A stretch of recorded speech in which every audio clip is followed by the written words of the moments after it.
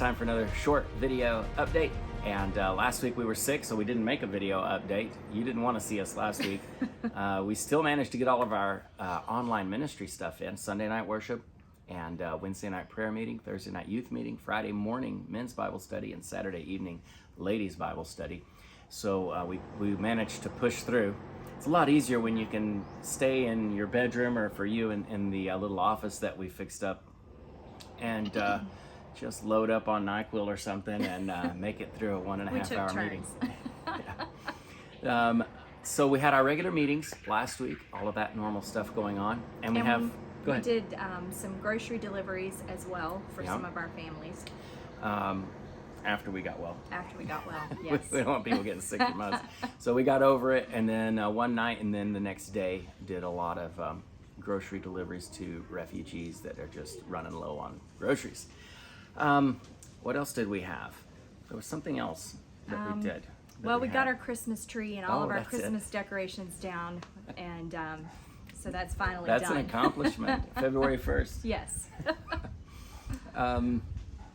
Let's look forward to this next week. So in the month of February, we have a Valentine's Day banquet scheduled for Valentine's Day, which is Tuesday, February 14th. And we're looking into possibly renting a place and inviting married couples to come in. These are folks that are not able to do anything for birthdays, anniversaries, or Valentine's Day, very little for Christmas. They're really in abject poverty. So we like to give these married couples an opportunity to have an evening out together. And of course, we'll have a meal for them and a message from God's Word and some games, just have a good time. And we're looking into where we'll be doing that. So be in prayer about the Valentine's Day banquet coming up on February 14th. Next, I'd like to share with you some of the information about some of the families that we're ministering to. We get so busy, it's easy to just kind of like fly past all of that. I think if you all knew what was really going on in some of their lives, you would be shocked. So this week I'll start with Daniel's family, and I can share his first name. I cannot share their last name and some other things, and in the pictures we'll blur out their faces for their own safety, but Daniel and his wife Martha, they moved from Pakistan to Thailand in 2013. Daniel has a PhD in biology and was a professor at a university. And his eldest son, Aaron, they have another son named Moses. Yeah. But Aaron came before Moses. And Amos. Amos also, and Ammon. So the oldest, though, is Aaron. He went into university and was faced with a situation where he was at a public university, so it's Islamic university, and they attempted to force him to convert to Islam, which at that time it was still legal to force conversions in Pakistan. It's not anymore. Just this past year, 2022, their Supreme Court ruled that you could no longer force a non-Muslim to convert, and force meant by violence. So they can't do that anymore, but back then they could. And so they faced a really bad situation in Pakistan. Their eldest son was about 18 years old, maybe 19, Aaron.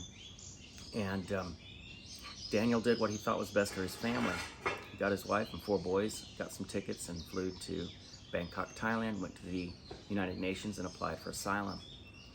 Well, in the meantime, Moses, their other son, married a Pakistani girl here who was a legal refugee because her father was murdered by an uprising. It was just a mob of people that came into their neighborhood, burnt their house down, and killed her father.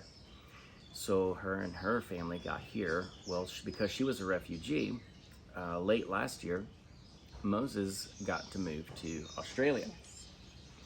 And how many kids do they have? They have 2. One? They have 2. 2 now. Yeah. They had recently had a baby before they moved. Right before they left.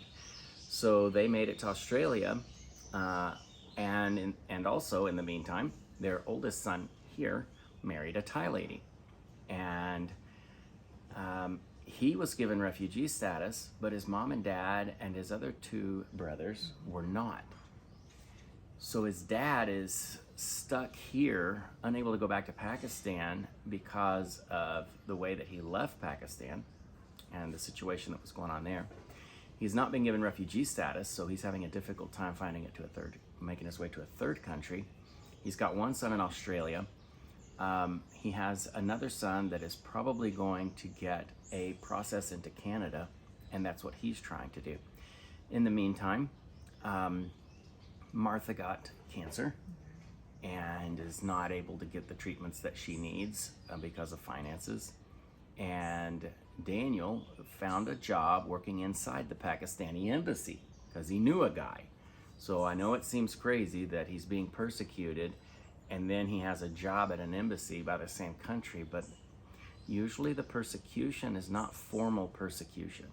There's no law that he's violated. The reality is that when the community finds out, then a mob comes and they have, what do they call it? Vigilante justice. And because of the way everything is integrated in Pakistan, it's impossible to just move to another city and start over again. The only option was to leave. So 2 weeks ago, 2 of their sons were working at a nonprofit association here in Bangkok, and a police raid happened and they got arrested because they've overstayed their visas.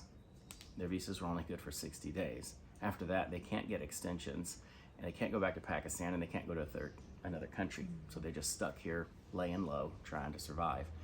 And 2 of them got arrested, and that's Amos and Eamon. So I know Amos really well, and they got arrested. They're in prison right now because they were arrested at a nonprofit, and the nonprofit really seems to have a good relationship with Thai immigration and with the United Nations. They're doing everything they can to get legal bail so that they can pay bail and get out. And so their lives right now are, for Daniel, is trying to put food on the table, dealing with a wife who is terminally ill with cancer, 2 sons in prison, 1 that just left with his only 2 grandchildren to Australia, and his other son that married the Thai lady crashed his motorcycle on Friday and was in the hospital all night. And so these are, this is just one of the families that we're working with. We mentioned a couple of weeks ago one of the families that just got out of the Immigration Detention Center. And the nice thing is when they get out, they get bail papers, and so they can move about freely. They can't work still, but they are able to be in country legally. I think they get up to 3 years if they've paid bail. And then when they leave Thailand, the bail gets reimbursed to whoever paid the bail. So that's a pretty good system to deal with it, because the government gets a guarantee that, they're gonna know where these people are. They have to come sign in every 15 days. They know where they are, they know what they're doing. That's what the government wants. And the people get some freedom availed to them. And when they leave, whoever posted the bail gets their money back. And so I wish they would do that with everyone, but the problem is a lot of times they don't allow bail for men, especially working age men. They'll allow bail for people who are ill, ladies with young children, but getting bail for a man who is working age, they don't like doing that because they just are afraid they're gonna go take a job away from a Thai person. So those are the laws of Thailand, and they make their own laws. They're a sovereign nation. They get to decide what laws they're gonna have, and we just work within that framework, and that's what they're gonna have to do.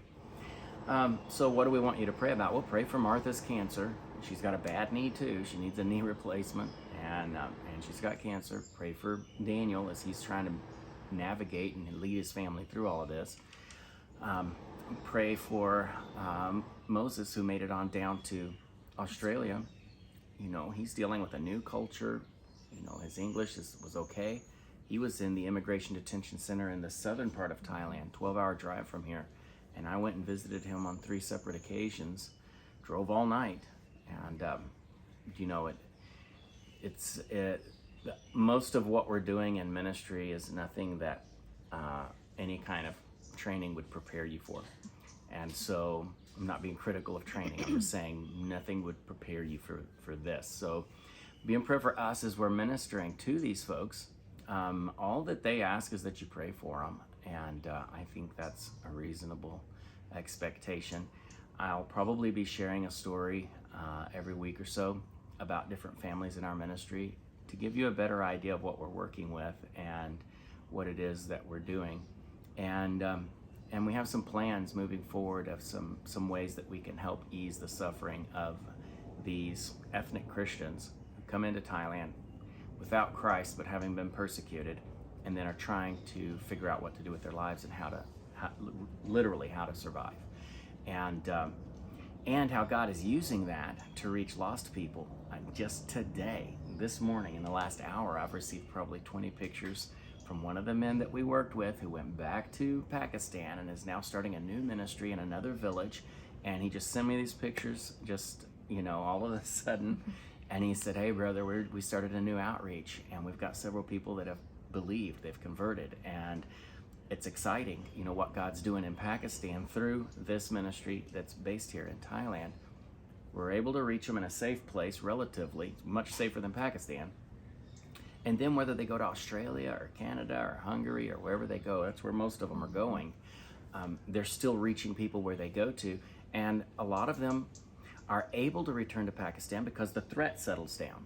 If someone accuses them of blasphemy and then they die, the case gets dropped. So they're able to just move back to Pakistan. And then when they do, they've gotten born again, baptized, and discipled, and they're able to reach people there. So I guess that's about it for this week. Do we have anything else? I was finally able to get all of the pictures from the Christmas parties uploaded, so they are on our website. If you're interested, you can go check those out. That'll be in the link. So visit our website, and thank you for your generosity in giving to us, and thank you for keeping us in your prayers. God bless you.